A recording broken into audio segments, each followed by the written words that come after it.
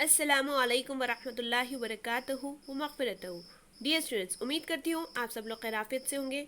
हम आपके टीचर शेख शीन फातिमा आज के इस सेशन के अंदर मशक़ी सेट 1.1 का सवाल नंबर 6 आपके साथ सॉल्व करेंगे इंशाअल्लाह। इससे पहले वाले सेशन के अंदर हमने क्वेश्चन नंबर 4 और क्वेश्चन नंबर 5 को सॉल्व किया था। क्वेश्चन नंबर 6 के अंदर 3 बिट दिए गए हैं। चलिए देखते हैं क्या है उसमें। सबसे पहले सवाल तो इस तरह से है कि शक्ल बनाकर झेल के सवालात के जवाबात लिखिए। देखिए यहाँ पे बताया गया है कि हमें शक्ल भी बनाना है। तो चलिए फर्स्ट बिट देखते हैं इसका। अगर A-B-C हो तो इसका मतलब क्या है? B दरमियान में A और C के, तो इसलिए हमने बना दी शक्ल। A और C के दरमियान में ले लिया B को, ठीक है।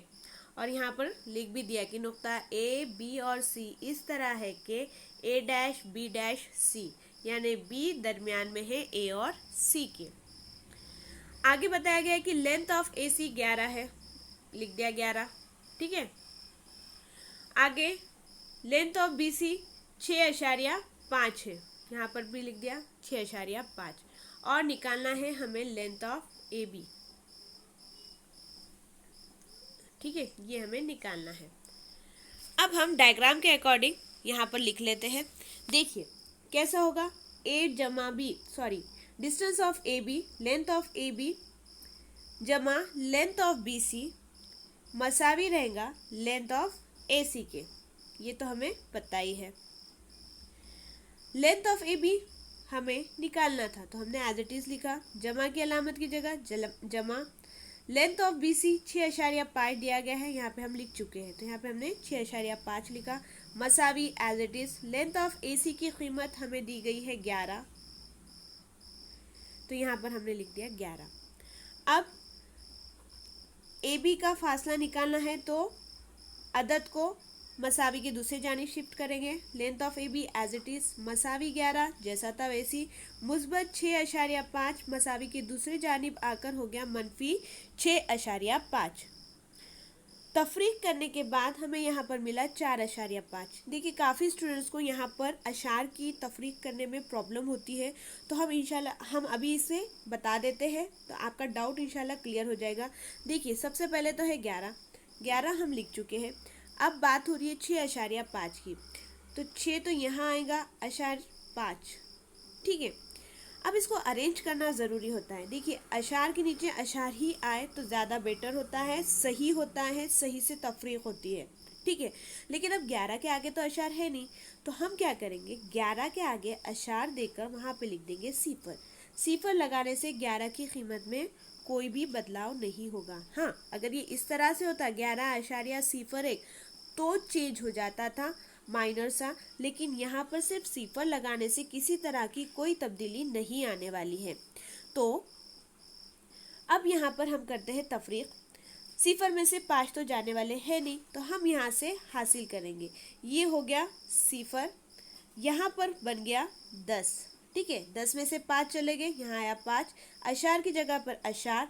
अब 1 और 10 ये हो जाते हैं 10 में से 6 चले गए, यहाँ पर आया 4, तो ये हो गया 4.5, यानी लेंथ ऑफ AB 4.5 है।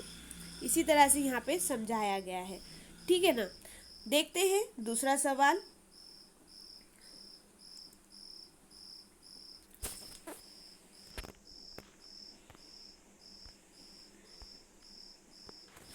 दूसरे सवाल में अगर RST, S जो है R और T के दरमियान में है, यहाँ पर देखिए लिख लिया हमने नुकात RS और T इस तरह है कि R-S-T, यानी S दरमियान में है T के।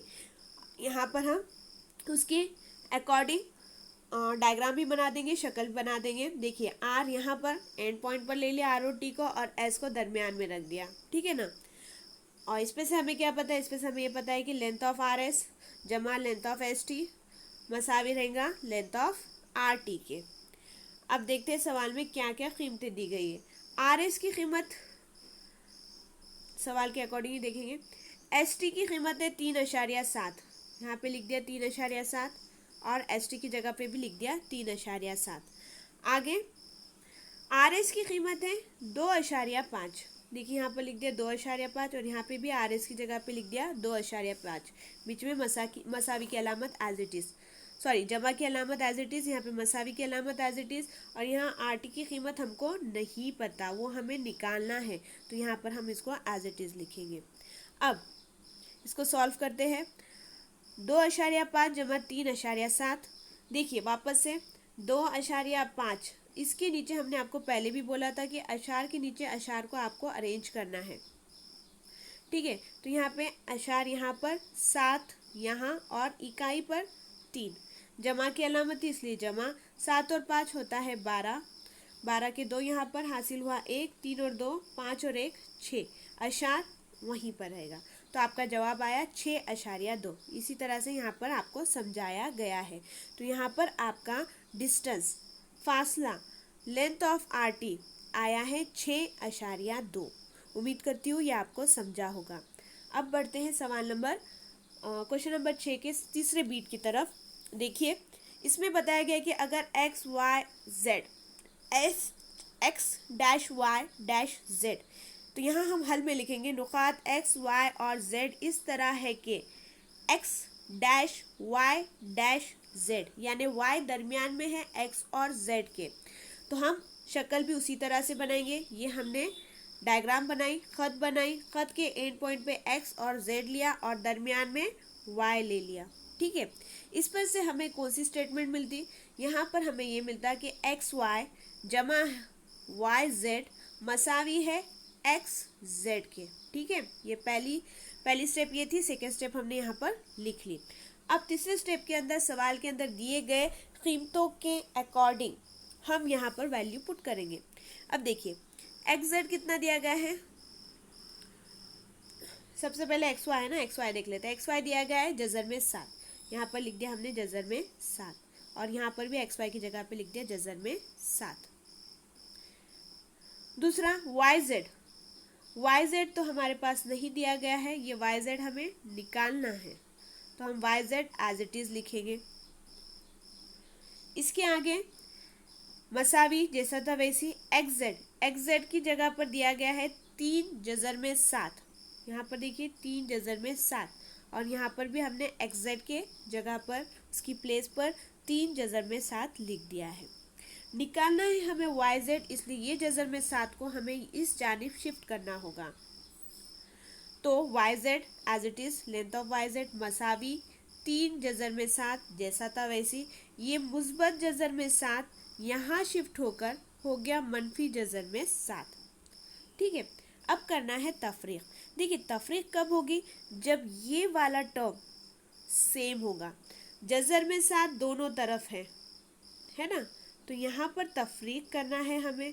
यहाँ कुछ नहीं, मतलब एक तो है, जजर में 7 एज इट इज रहेगा, और 3 में से 1 चले गए, बचा 2, तो यहाँ पर आपका जवाब आया 2 जजर में 7, यानी लेंथ ऑफ वाई जेड का फासला है 2 जजर में 7। उम्मीद करती हूँ ये आपको समझ में आ चुका होगा। नहीं समझा तो आप इसे वापस से रिपीट करके देखिएगा। हमारा मशक़ी सेट 1.1 यहाँ पर कंप्लीट होता है। आप अपनी क्लास वर्क के अंदर इसे बेहतरीन तरीके से समझ कर लिखेंगे। अगर किसी तरह की कोई भी प्रॉब्लम आ रही है तो आप बिल्कुल बेझिझक होकर पूछोगे, ठीक है। अपनी क्लास वर्क कंप्लीट कीजिए और ग्रुप के अंदर इसके फ़ोटोज़ सेंड कीजिए। जज़ाकल्लाहु खैरन कसीरा। अल्लाह हाफ़िज़।